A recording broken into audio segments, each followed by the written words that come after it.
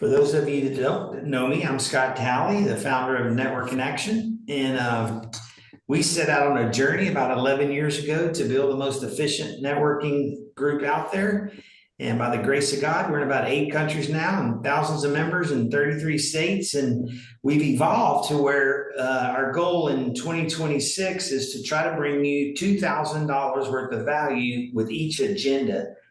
And for the last 3 or 4 months, I have been super excited about this agenda that we went through today, that we'll go through today, and hopefully what some of you went through at your monthly meeting. So we're super excited. Let me introduce Mr. Alfred White. He's a great friend of mine, a great guy, and one of the most knowledgeable people I've ever met on tax advising. So, you think of things in terms of bookkeeping, which we're going to hear from Michele a little later about tips and ways to make sure we're getting the proper bookkeeping. And then we turn these things over to our CPA, but the reality is CPAs aren't necessarily tax advisors. They're real good at making sure they get your taxes filed right.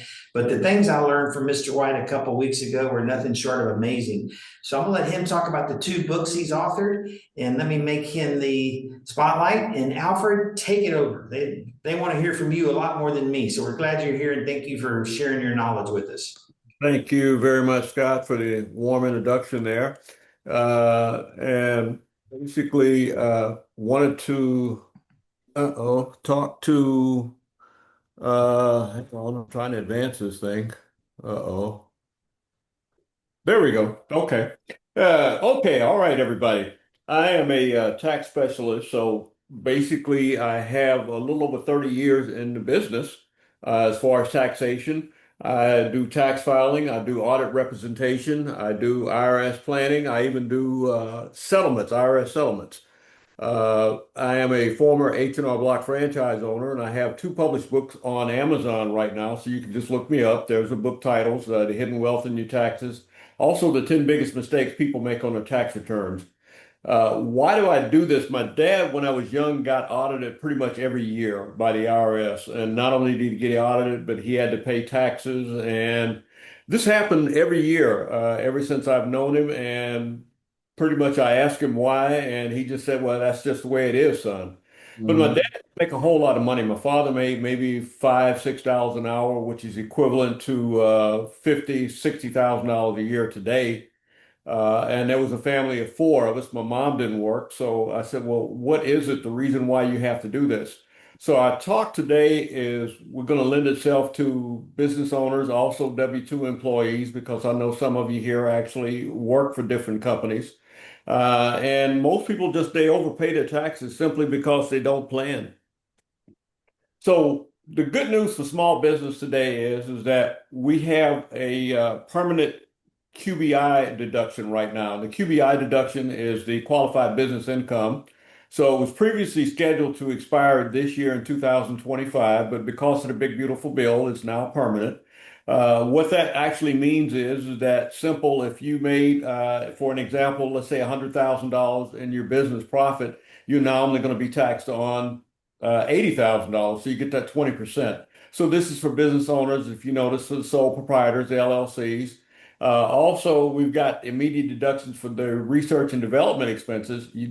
Previously, you had to itemize that over 5 years. So now you can pretty much spread that. You don't have to spread that deduction. You can actually take it all at one time. And if you had something for last year and because it wasn't in effect, you can go back and you can amend last year's return and take it now. We've got expanded write-offs for the property and equipment. That was expanded. And basically now you can write off all your property and equipment as a business owner. You can write off from the very beginning, such as your new machinery, any buildings, any software, anything like that. And the reason why you want to do it is that I tell folks is that you want to take advantage of it now, and because let's face it, the dollar isn't going to be worth tomorrow what it is today. I mean, dollar 10 years ago was basically not as much as a dollar is right now. So get all you can now. We've got enhanced tax credits for employee benefits, and this is for an employer to offer to the employee, such as paid leave tax credit, we've got child care expense, we've got student loan repayment credits. And reason why that you want to offer this maybe as an employer to your employees, you have employees, you have good ones that maybe you want to reward that you're scared that's going to leave you to go to the competition. So you want to sweeten the pot, maybe give them a little bit more benefits or something just to keep them there as a reward. So also a lot of people have been coming and they've been asking about the 1099Ks. That's been coming up for several years because the IRS has been kind of flip-flopping back and around. And one while they said they were going to have to report anything, and this is for those people that have businesses that take like PayPal, Venmo, Cash App. And one while they were saying, hey, you got to report everything, and then it was, well, we got to report everything over $600, and then, a lot of people got to screaming and kicking, so the IRS put it on hold. So basically, they came up to the conclusion that now that you're only going to be reporting it if the user has over $20,000 in payments and over 200 transactions, that's on a yearly basis. So that's pretty much good news, and that explains a lot of it right there, is what it actually does. So bad news is that we're going to have rising borrow costs because the reason why is that the big beautiful bill, even though it helps a lot, but it's scheduled to increase the national deficit by anywhere from $3 to $4 trillion over the next decade. So this means it could lead to higher interest rates. We're not saying that it will, but it could be higher interest rates. It could make loans and lines of credit a little bit more harder and more expensive to get.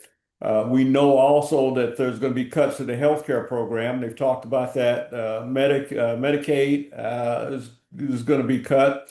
And one of the things is that the Affordable Care Act, or some people call it the Obamacare, then that's scheduled to, as far as the subsidies that go into it, the government subsidies are going to expire at the end of the year. So what that means is that the healthcare costs for a lot of small businesses, as well as the employees, is going to be a little tougher. It's going to be a little harder to get. It might be suggested to look into some type of group health plan. You hear them on the radio all the time, some type of pool or something like that, or maybe even join with a neighboring business or other businesses to see if you can negotiate a better rate or a lower rate. The other thing is tariffs are back in full force. So we talked about that as far as the tariffs. The Supreme Court, they did shoot down as far as the tariffs were concerned, as far as some nations were 40%, 50%. But still, the thing of it is, the president has automatically said that he's going to do 10% straight across the board. Then he came back and said, I'm going to make 15% straight across the board. So every country is going to be paying anywhere from 10 to 15% tariff. So that means that, tariff on imported goods is not going away anytime soon. So, you're going to have to look for that. The reduced funding to the Consumer Protection Agency. So the Protection Agency, what they did was they sort of protected us against predatory lending is what they did. So now with, cuts there, we're going to be subject to maybe a little bit more, scrutiny as far as the predatory lending. It's going to put businesses at a little bit greater risk of scams. Uh, the good part about it is that the big beautiful bill changes. The tax bracket that was scheduled to expire, the lower tax bracket in 2025 is now made permanent. So now we've got lower taxes straight across the board for a lot of people. The standard deduction was increased. Of course, the standard deduction increases pretty much every year. But those that are over 65, they're going to get a little bit extra bonus. They're going to get a $6,000 deduction, and if they're filing jointly, it's $12,000. And this is also in addition, even if you itemize, you still get that extra $6,000 deduction is pretty much it. So it's not $6,000 in your pocket, but it's $6,000 deduction. So that means it's $6,000 reduced against the taxes you pay. We're going to have the SALT credit. That's the state and local tax deduction. That was raised from $10,000 to $40,000. And it's for those that are single and married and they're filing joint either way. And this is good just for 4 years up until 2029. But what that one does is that it helps out a lot of people that are in the high taxation states like Texas, New Jersey, California, New York. These are states that, you pay high income tax. Texas doesn't have a state tax, but we have a high property tax here in Texas. A lot of these states, and you were limited to $10,000. So if you got your property tax, you got your sales tax, You got everything else. You were limited to $10,000. So now they've raised it. So if you're itemizing, you actually see that. So that's going to be a big bonus to help. The child tax credit, that was increased from $2,000 to $2,200 per child. And in 2026, they're going to index it for inflation. So it's possible it could go up every year just based on inflation to help out. We've also got the automobile interest deduction. Now that's great. That's for people that purchase a new car, a new personal car for passenger vehicles. And that's what it's limited to. Not and when I say new car, it could be a truck, it could be a pickup truck or an SUV, but it's limited to the $10,000 worth of interest. Now you can take this interest pretty much off the top. The only thing of it is the vehicle has to be assembled in the United States. Now it could be a Toyota, it could be a Hyundai because they're actually assembled here in the United States, even though they're foreign countries. But still, that's great. Okay. Another thing is that we no longer going to have the clean energy credit. That is gone. So when I say the clean energy credit, that's the solar panel credit that was on the house. So if you're going to install solar panels, also those that wanted to go out and buy the electric cars, those that upgraded their air conditionings in the house or efficiency, greater efficiency or energy efficiency appliances, those are gone. Uh, and also the Trump account was created, and this was for children that were born between this year, 2000, well, actually between 2025 and 2028. So the government's going to offer a one-time $1,000 contribution is what it's going to do. So you just ask for it when you file your taxes. You click the little button, and it automatically creates an account for that particular child. Now, it's going to be treated sort of like an IRA. We don't know all the details yet. But you can also, in July of 26, add any parent, individual can add up to $5,000 a year to that account. It's not tax deductible, but you can add that money in there every year until that child turns 18. So you imagine when a child turns 18, you probably, and it's going to gain interest. So that child will probably wind up having, I think they said maybe anywhere from a half a million to possibility to $250,000. But the adoption credit, now that's a great one. The adoption credit actually went up, and it went up to $17,280 is what it went up to. Now, it was 16,810. You said, okay, well, that's not too much of a deal, but it actually covers the agency fee, the court costs, it covers travel. But the good part about it is $5,000 of that is now refundable. Nothing was refundable of that back in the past. So when it says refundable, so even if you have a tax liability of zero, then you can look for $5,000 in your pocket. And if it's a special needs child, you can deduct the entire amount, the $17,280, even if you didn't have the expenses to cover it. So that's another thing right there. Because we do know a lot of times that these agencies, if it's a special needs child, they'll cover it just to get that child, and you don't have to pay anything out of pocket. So now the good part about it is you can get that $5,000.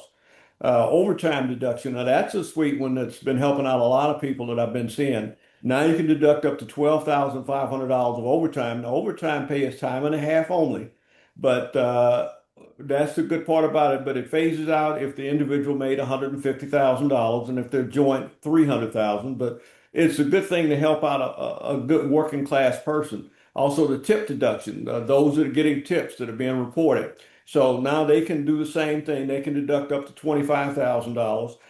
The only thing is, just like the overtime pay, you still got to pay for the Medicare and you still got to pay for the Social Security on it. But the great part about it is that there's less taxation. So if you're a small business owner, these are ways that you can lower your tax bill if you're a small business owner. Number one, just pay for your health insurance. Pay for it through your company.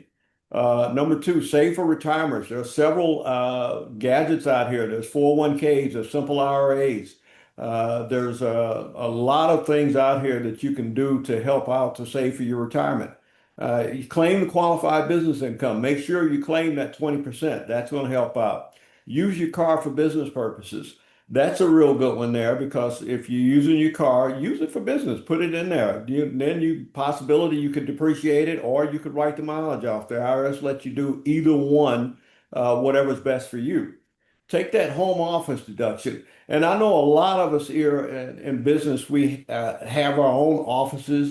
You might have your own corporate office, your office somewhere else. But if you have a business, I suggest, and and I know you have it, you have a home office. You have a desk, you have a computer at home. You come home, take work home, you do the books and things like that. To have that home office deduction, do that. And the great part about it is by having a home office, the IRS doesn't allow you to write off commute miles. So when you're leaving your house to go to your office or go to a sales call or whatever, you can't deduct the commute. But if you got a home office, you always say, I tell everybody, stop off in your home office. Hey, pull up a report, look at the internet, look at the bank account, do something. You did some work. So now you've left your home office, you go into your other office, you're going on a sales call. So now you get to write this off as what you get to do as far as your mileage. Financing costs for the business. And when I say financing costs for the business, it could be a loan, it could be a bank loan. And then some of us have businesses we don't want to get a loan or whatever. You might want to use your credit card. If you can't pay it off within 30 days, you got to pay interest. Well, then keep record of that because now you can write this off, financing costs for your business. Now, these are write-offs that specifically are for W-2 earners that don't have a business, but even if you have a business, you're still entitled to these. And these are just some of them that I've, came up with through a program.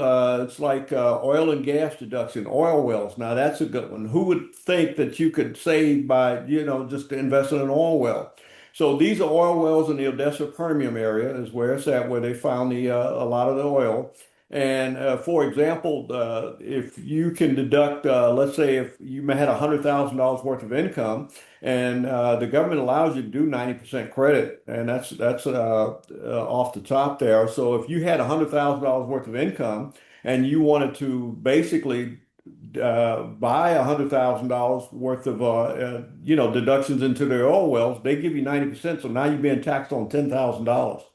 The great part about it is you say, well, hey, well, why would I do this? You're investing with Shell, Chevron, Oxy, Exxon. But the great part about it is that it's not only a deduction on your taxes to save you money, but they're paying royalties as well. So last year they paid out about 24% on the average. So you get to make money on top of it. So that's a beautiful thing. Solar farm or solar equipment, that's a good one right there. That was signed off by the Biden administration.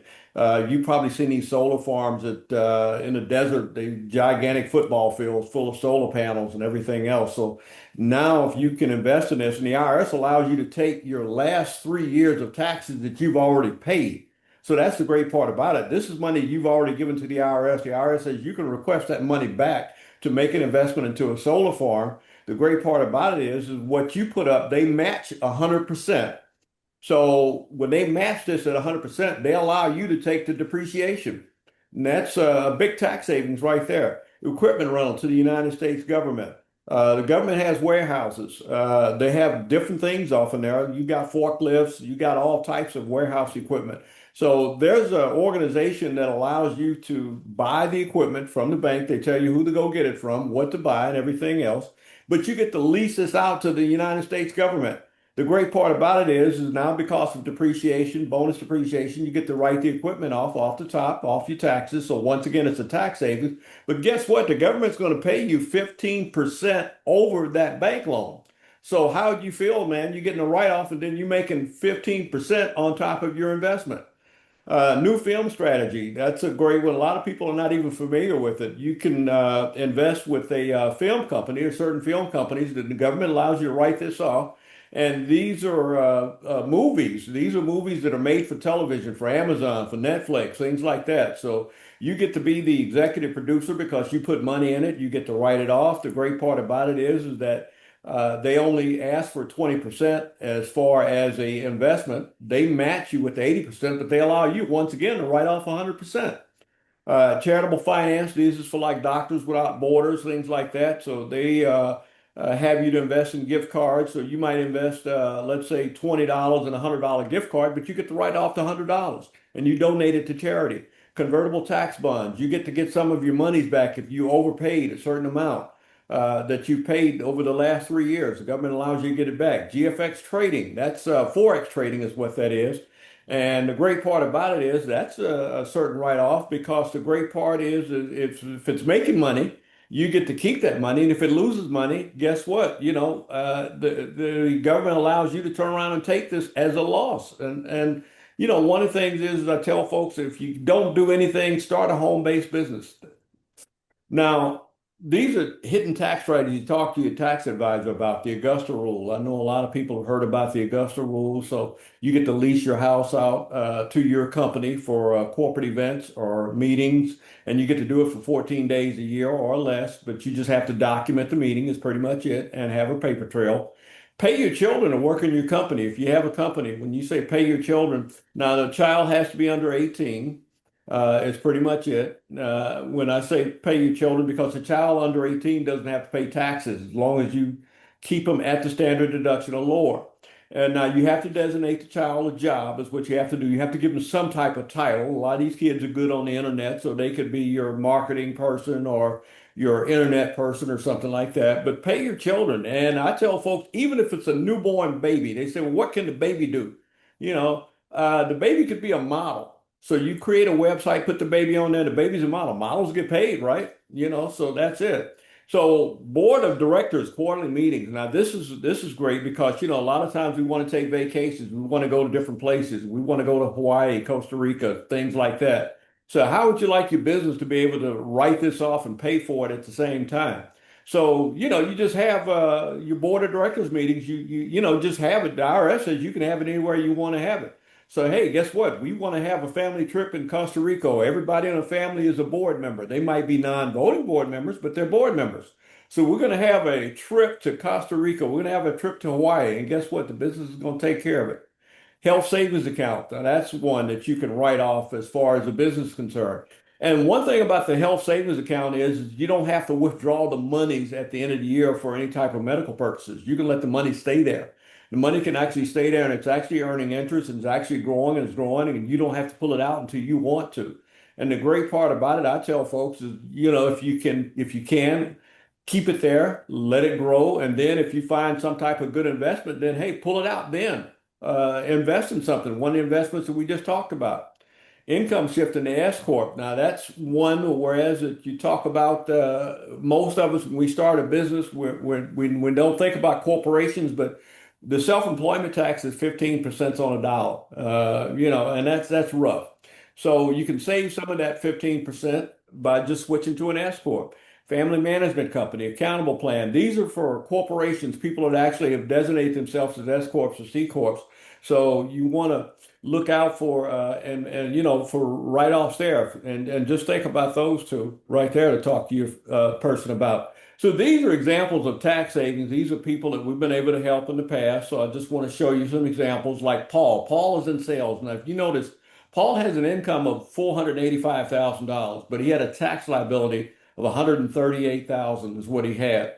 But guess what? We were able to save Paul most of that money is what we were able to do. So now, because of what we did, Paul's tax liability is only $500. And what did we do for him? He did the accountable plan, he did the Augusta rule, and he did equipment leasing. We've got John over here in construction. John made close to $2 million is what he made close to. Now, his tax liability, $2 million is nothing to sneeze at, but he's got to give Uncle Sam close to $367,000 of that. But we were able to save John, guess what? The entire tax liability, he saved $377,000. His tax liability now is zero. What did we do for John? John did the accountable plan. He did the Augusta rule. He did the family management company. John hired his kids. That's what he wound up doing. So you can see it's all possible. You don't pay taxes unless you pretty much want to. Uh, Taxable income. Here's another one right here. Leo. Leo owes $253,000. Leo has an S corp right now, though. Leo has two kids. Leo is a homeowner. We helped Leo save over $227,000. His taxable income, as you see, was $542,000. His federal tax liability was 193. Leo was the state that had tax, so the state tax was almost $60,000. So if you combine the two, he's got a tax liability of close to $254,000. But Leo was able to save $228,000. Now he has to give Uncle Sam $17,000. Not bad. He's still paying something, but he's not paying what he was going to pay, the 193. So the state tax, he's saving a little bit on that. He's saving about 8 grand. So he gives the state 51,000. So now he's got a total tax liability of, let's say, $25,000. We're able to save Leo on the board of directors we talked about earlier. So that was a tax deduction of $14,400. But the savings to Leo was $7,878 was in his pocket. The accountable plan, we talked about that. The tax deduction was 25,000. The savings was 13,000 in his pocket. The Augusta rule, tax deduction 25,000, put another 13,000 in his pocket. The equipment lease, this was the big one. It was $400,000 deduction because of the bonus depreciation. But that saved him right there, $194,000 in Leo's pocket. So imagine what Leo could do now. Hey, guess what? I was about to give this money to the IRS, and hey, now I guess I get to keep this money. So, just think about what you can do for yourself or your family. So what we do is we actually guarantee what we do because the tax law is complex. We know that tax law always changes. And we promise we can do everything legally possible. We want to keep your money working for you. Because remember, that's what I said. I want to keep your money in your pocket. I want to keep it away from the IRS.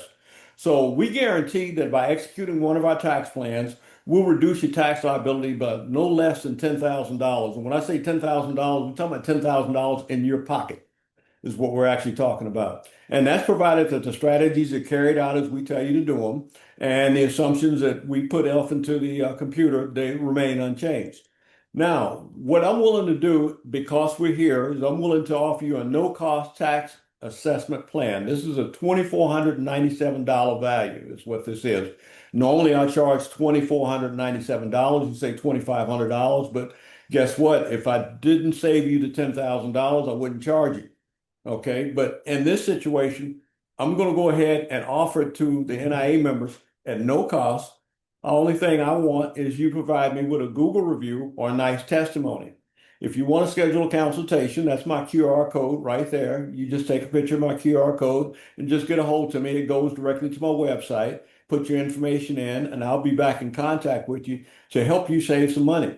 And the whole goal is that, like we said, they always say it's not what you save, but it's what you keep. So, you want to keep as much money as you can in your pocket.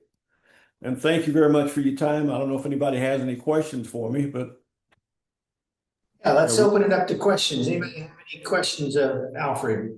I actually have a question. Hey, this is Michele. So, Alfred, on the conversation you were having about paying for employees' childcare and things like that, is that income on their W-2?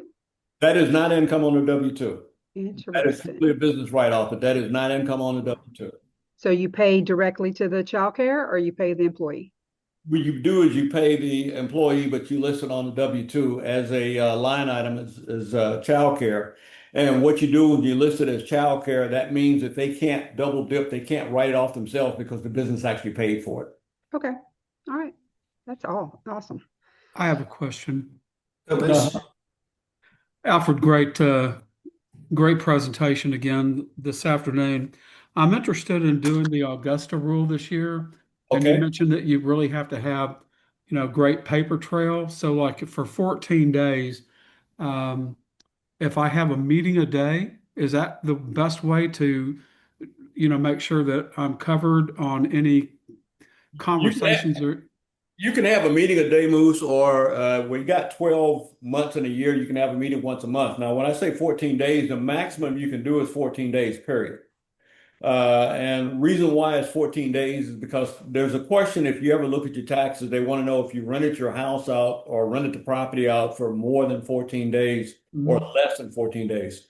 If it's 14 days or less, then you don't have to declare it as income unless you want to. But then why would you? Because you're going to be taxed on it. So you can do it once a day. You can do it, and by the paper trail is that you want to document the meeting, the minutes of the meeting, who was there at the meeting, what was discussed, and things like that. That's the paper. Let me add, Alfred, it's super easy to find out like what your house would rent for. You can go to VRBO or Airbnb, look for a like-sized house in your area. Right. Let's say it rents for $750 a night. But I've won a lot of money, Alfred, betting people, not money, but I'll bet people a cold beer. For years, I've asked people about, I bet I know something about the tax code you don't know, and I'll mention you ever heard of the Augusta rule? I would get really familiar with it because it's a really easy way to save some tax dollars. And another thing too, Scott, you don't necessarily now VRB is a good one, but there's another thing you can do. You can actually call one of the local hotels. So you can call a hotel in your area and say, "Hey, I'm thinking about having a meeting for 15 people." And they're going to ask you, of course, how long. I want to rent a room or facility or something like that. I want to rent your hotel out for a room for 15 people. But I also need you to provide food or coffee or drinks or whatever you're planning on doing.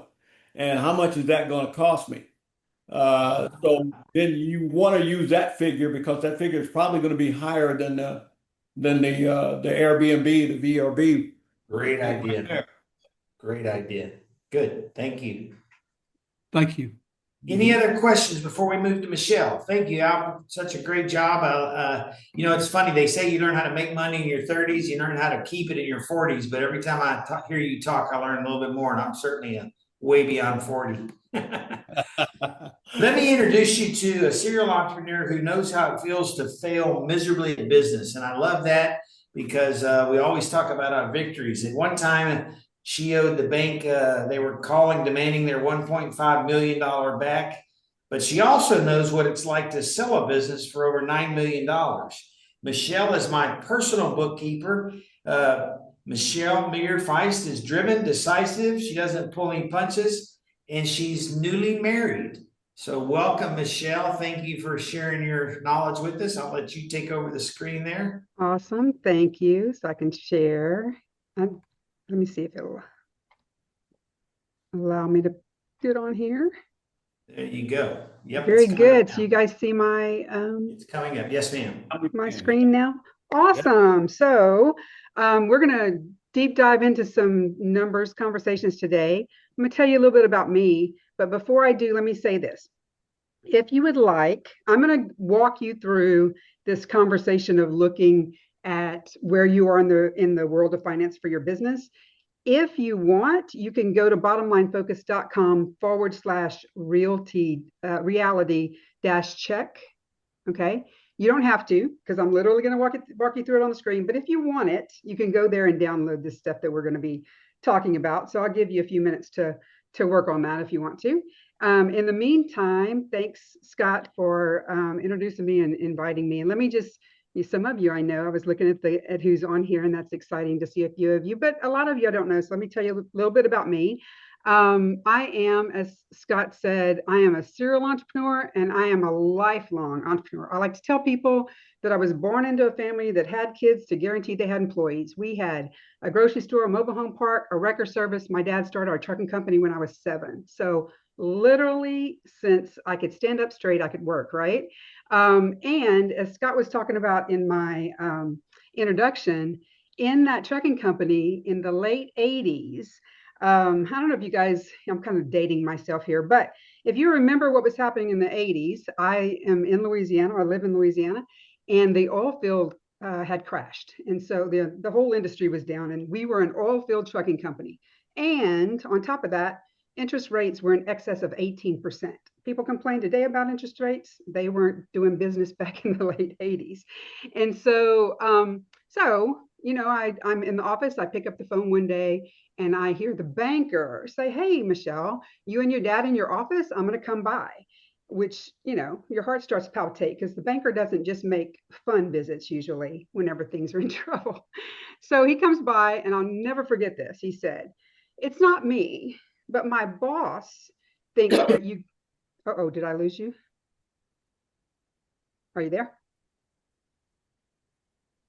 Yeah, you're good. You're good. I'm good. Okay. All of a sudden, I got that internet conversation going on over here. Anyway, the banker says, "It's not me, guys, but my boss thinks that you do not have a viable company. So we need our money back. $1.5 million in 1989. A lot of money." So I won't tell you the whole story, but I will tell you in 2007, when we sold that particular company for $9 million, it was a lot of work to go from the banker calling the loans to actually rebuilding it and building it into something that's sold. And so that's kind of the start of my story that gets me to what I do today. Because in 2007, we sold the trucking, we sold the grocery store. I retired. I was 42 years old. And then I'm like, well, what am I going to do next? Right? The kids are still in school and I needed something to do. And so I did a few things, but I started a business consulting business. I loved it. I was helping small business owners do what we did, which was if they want to sell, great. People do come to me because they want to prepare their company to sell. However, how do you build a business that is, gives you the lifestyle that you want, right? The reason you got into business in the first place. And that's what we did very well as business owners, as a family. And so along the journey of that, the frustration I had as a business coach was that my clients never had good financials. They either didn't have them at all, or they'd hand me their balance sheet and I'm like, liabilities should not be negative.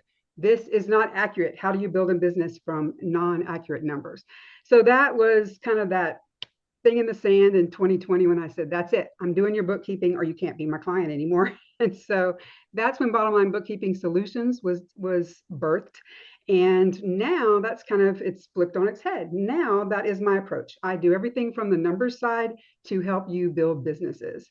So we're going to do two things today. First, we're going to look at this little questionnaire. And yes, you're going to kind of grade yourself on where you fall in this questionnaire. So if you didn't download it, no problem. Get you a little piece of paper and a pen. And I'm going to ask you some questions. You're simply going to say yes or no. That's it. It's 20 questions, yes or no. And by the way, if you're not sure, that's a no.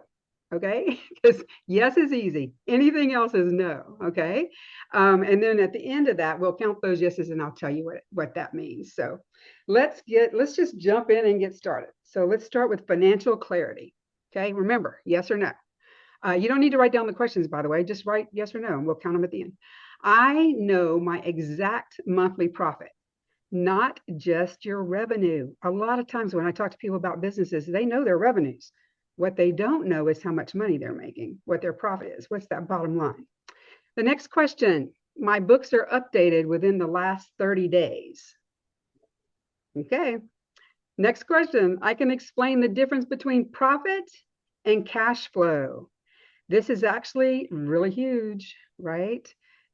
I'm not going to tell you the answer yet, but after a while, I'll answer it if you want me to.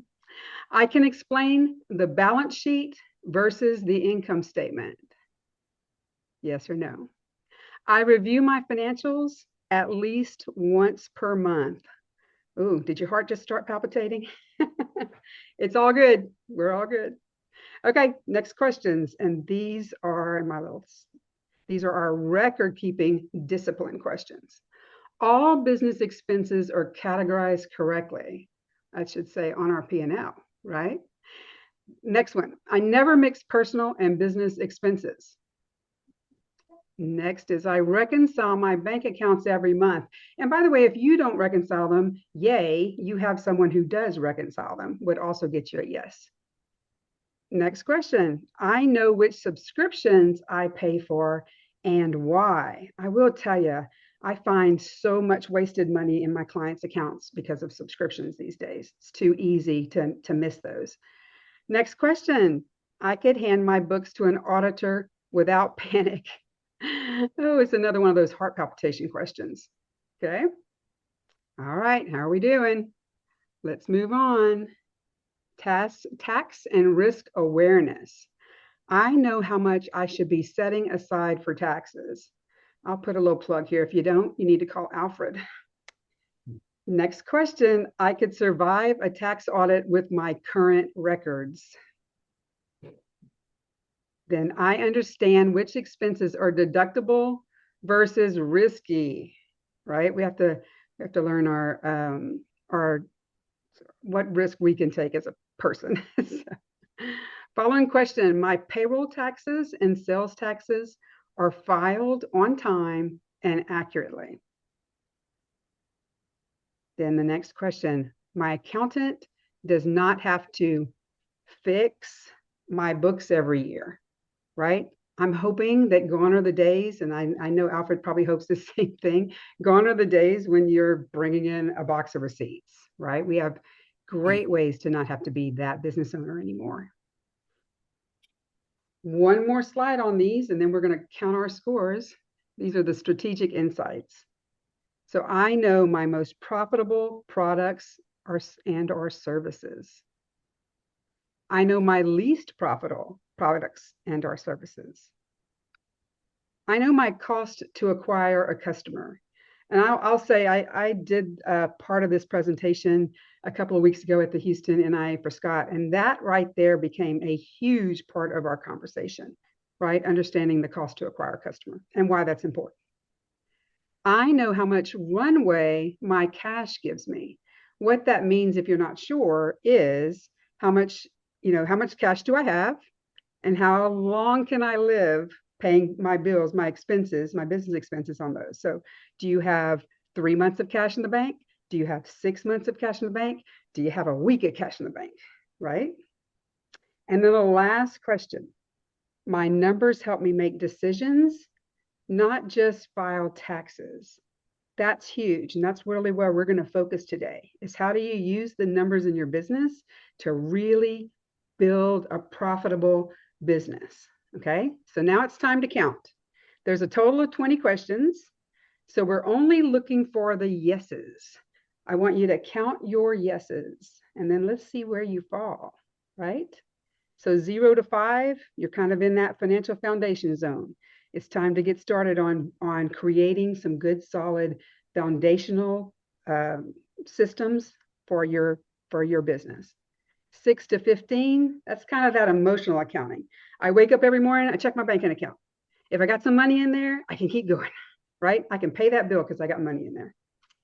11 to 15 might be running still a little blind, but it's recoverable. Like you've got some systems in place. It's still tight. It's still a little tough. And there's ways to grow and to move, but doing well. And then 16 to 20, you're sitting in that CFO mindset. Okay. Anybody want to talk about what they got before we move on? And sometimes that's something, and sometimes there's not here. Let's see. Can I see you guys? Anybody? Okay, I'm good. Fantastic. Okay, so what I put together here for you is kind of what I call the 5-minute financial review. Okay, what can you be doing as a small business owner or business owner, or maybe you are the COO, or somebody that's helping to run the business. What is it that you can be looking for where you can see those red flags that give us information and help us to run our businesses better? And so we're going to talk about 5 different things. And most of those 5, pretty much all of them, are coming from a couple of reports. So this is what I want you to run whenever you are starting this conversation. You're going to pull your P&L, right? You want to look at year to date. You want to look at the current month. We're sitting towards the end of February. If you have a bookkeeper, surely January is closed. We should have seen that closed by the 10th or the 15th, depending on what type of bookkeeping you have. And what are we doing? What's going on in this month? We don't necessarily want to wait 3 months to find out what our numbers were so that we can make business decisions, right? How are we making these business decisions? The second report that's important is the balance sheet. Okay, you're going to pull that as of month end. So what did it look like at the end of January? Optional, but very helpful. And these will come up in some of these conversations. And that is your accounts receivable aging and your accounts payable aging. Okay, so when should you do this? I will tell you, I like for my clients to have weekly financial conversations with their team, whoever it is that's helping them. Maybe you're having this meeting with your spouse or your bookkeeper, right? But we want you to get to a point where you're looking at your numbers on a very regular basis.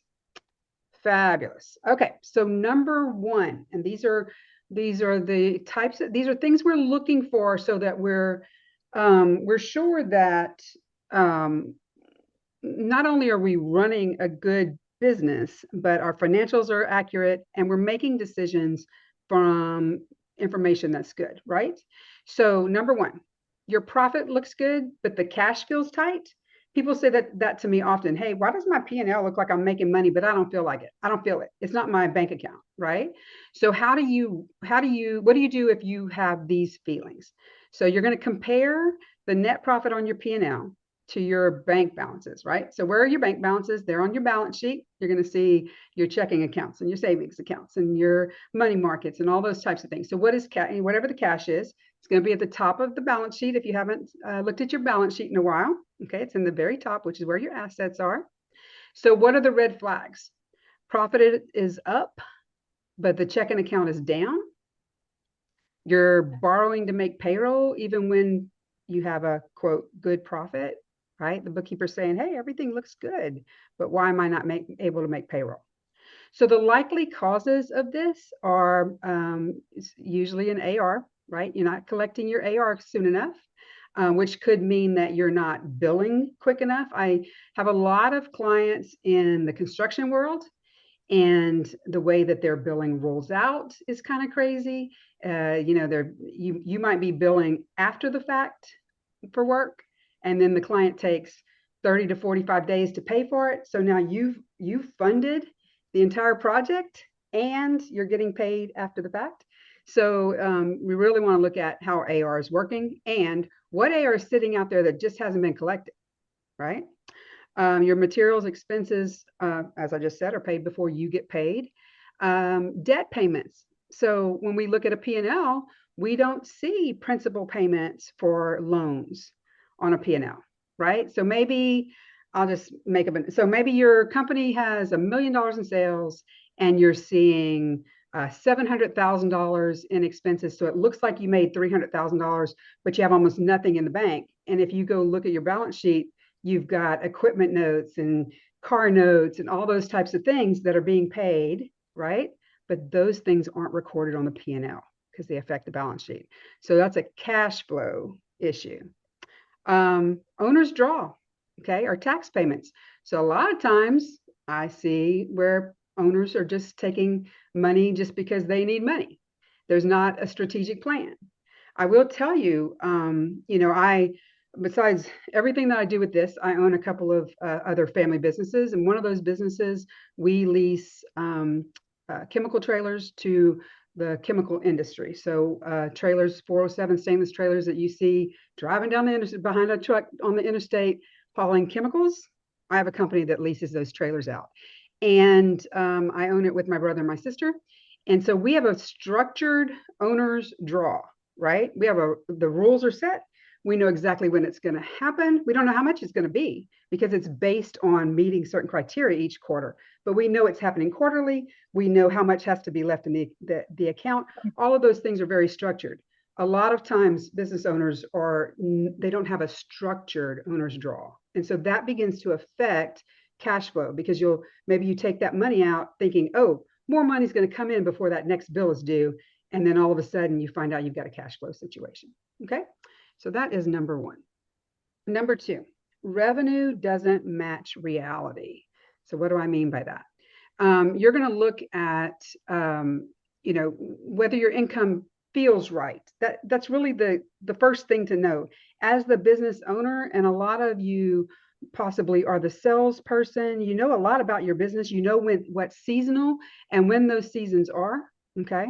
So the red flags to be looking for, and we're looking at the P&L for this, and we're looking at the top of the P&L, which is where your income is. And you can run P&L reports by month. So you can say, hey, I want to see last year 12 months. So January to December, and it shows you the ups and the downs and all of that. So is the revenue strangely flat or identical month to month? That doesn't seem normal for very few. There are business structures that work that way, but very few. Okay. Maybe you had a big month that didn't show up, or a slow month looks unusually high, right? What are those? Those are the red flags. It just doesn't look right. Okay. The likely causes of this are missing invoices. And so we might have We might have invoices completely missing. I've experienced that before where the client didn't even get billed. You could have deposits that are not recorded.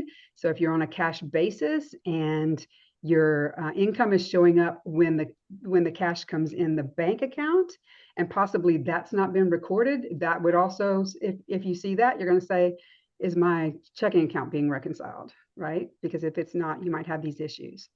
Your revenue could be posted to the wrong account, and then you could have timing issues. Okay, so again, we're looking for these red flags so that we can get good. Really, what I desire from my clients is to be able to look at a 12-month P&L to see our fluctuations in income, our fluctuations in profitability. We're looking to see what's profitable and what's not profitable, but also I want it to be clean. I want it to be clean for 2 or 3 years, because I also want to be able to say, okay, in 2025, this is what I saw. In 2024, look at where we were. We can start to predict when we see cash flow issues coming, right? Those types of things. So very good.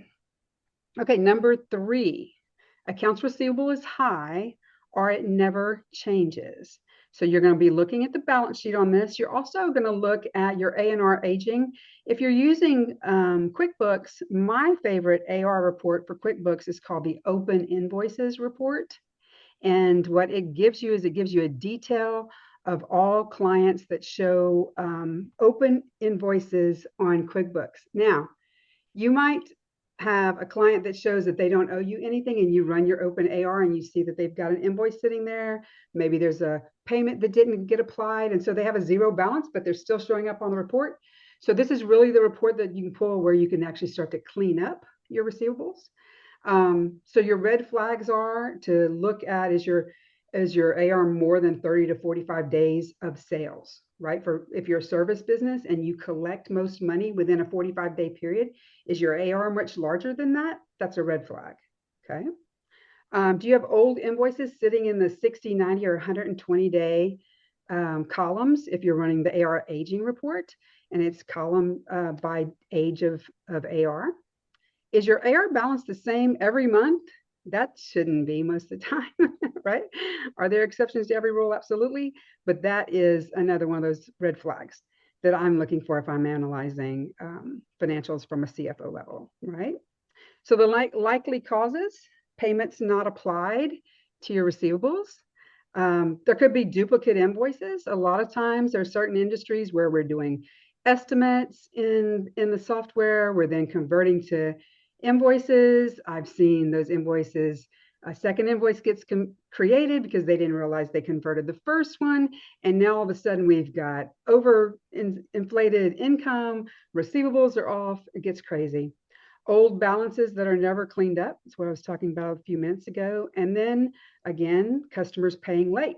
So we want to begin to recognize those, how long it takes us to collect our money. If we have cash flow issues where things are really tight and we look at our AR and it is taking us 50 to 60 days to collect our money, what if we can put together a plan? Somebody actually, like, we physically mail a statement these days. That never happens anymore, right? But what if you do something like that? Or you put somebody on the phone and they're going to call people the day after you invoice and say, hey, just checking in. Did you get your invoice? Just to kind of keep the awareness. And we can, what if that drops our ARs from that 45 to 60-day window down to 35 days? You just picked up 10 days where that cash is going to be in your checking account 10 days earlier. That's how we fix cash flow scenarios. Okay, it's one of them anyway. Awesome. Number 4, let's look at the time. We're doing good. Number 4, mystery money categories are big. What do I mean by mystery money? This is actually on your P&L. We're going to look for these accounts and see if the numbers are there. First of all, if I see accounts like uncategorized, ask my accountant, or miscellaneous, right? Those accounts, in my practice as a bookkeeper and a CFO, we may put stuff there because we need to ask a client a question, but it is coming out of there before it goes to the tax person, right? There's no reason for anything to be left there. So if you start seeing big numbers in those accounts, ask questions. What is this? Why is it in here? Where does it need to go? Okay. We're going to look at owner draw and owner pay mixed into expenses. So, when I do financial reviews with a client and we're opening the P&L, we are clicking through these expenses. We're looking for things that are in the wrong place. And a lot of times what we might find is maybe the owner put in some money and that accidentally got put to income instead of owner investment. Or the owner took a draw and it goes into subcontractor expense instead of going to owner draw. Completely messes with our P&L, okay? We want to look and see our mills, supplies, repairs, subcontractors, are they unusually high? In this day and age, we have a lot of businesses where these numbers are going to be high, but we should know what those levels are. And if it's excessive, why is it? What have we put in there, okay? So the red flag is that any of these categories are big dollars, or we see them increasing fast, right? And do we have a reason? Do we know what's going on? Is travel super high? Well, maybe, as Alfred was telling us earlier, maybe you just went on your trip for your quarterly business meeting. Okay, we know expenses are going to be, travel expenses is going to be high for that, okay? Or our business, our planning meeting expense. So the likely causes are miscategorized transactions, personal expenses mixed in, missing vendor detail, okay, poor bank feed rules. So if you're using a program like QuickBooks or Xero or any of those, hopefully you are using the bank feed to have the bank actually pull in your content into, or QuickBooks pull your content from the bank for you. And you can set up rules that tell the bank feed what to do with the majority of those transactions. And if those rules are not set up accurately, you will see a messed up P&L. Okay. And then one more, number 5, and that is that our balance sheet numbers look weird. So the things that we're going to watch for on the balance sheet, and actually I referred to this in the beginning because this is one of the main reasons I even have my bookkeeping company today, and that is negative liabilities. I cannot tell you how many times I start working with a client and I immediately see negative liability accounts. Okay, so that would be your payroll liabilities, or maybe loans, anything that's sitting there. Maybe your assets are negative. We don't want that either, right? So credit cards showing a positive number, which means that things are often recorded backwards. Loan balances that don't go down, or maybe they're dropping too fast because the entire amount is being recorded to the balance sheet instead of your interest going to the P&L. We want to be sure that when we are recording loan payments, that we're splitting out the principal and interest, because that interest is tax deductible, right? The principal is a conversation of depreciation. Equity looks random or jumps a lot month to month. And equity is where your owner's draw, your owner advances, your owner investments, those types of things are sitting. So if we're seeing very wide swings in that, then we need to look at what is going in and out of those accounts. So the likely causes are payments recorded incorrectly, loans booked as income or expenses. That's another, actually, a lot of times I will see, maybe I have a lot of clients who utilize programs like Square or Stripe or things like that to run their credit cards. And maybe they'll get a loan from Square or Stripe, to just a loan to use in their business. And I'll notice that those loans were recorded to income instead of a liability. We don't want to pay income. We don't want to pay taxes on loan amounts. So if they get recorded to income, that's a problem. Journal entries used kind of like Band-Aids. If just don't know what to do with it, so I'm going to create a journal entry and just put it here. And that usually causes issues.